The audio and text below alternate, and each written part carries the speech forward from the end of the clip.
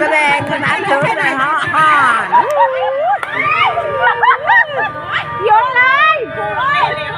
เธอมาไปหาหนึ่งเขาหนึ่งน้ำลงบัดลงน้ำมาไปไม่ได้ยังอยู่นี่ทำหลักวิจารณ์นี่บอกเพิ่นญาติเด้อทำหลักไม่ยาไม่พาปีคนเดียวน้ำมันง่ายต้องขั้นการพิจารณาว่าผู้จำไม่ถามไม่ถามนี่แหละ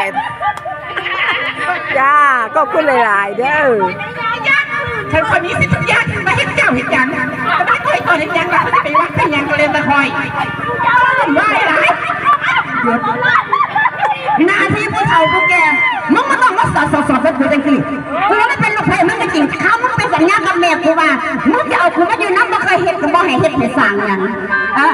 วันนี้มึงมาจะเอากูประมาณ100,000เท่ากันอยู่คนเดียวกูว่าได้น้อยอีญานะมึงจำได้บ่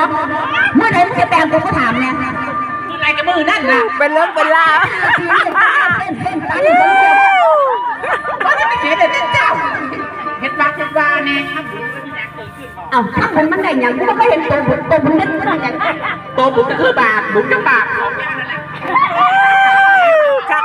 ะขอบคุณค่ะ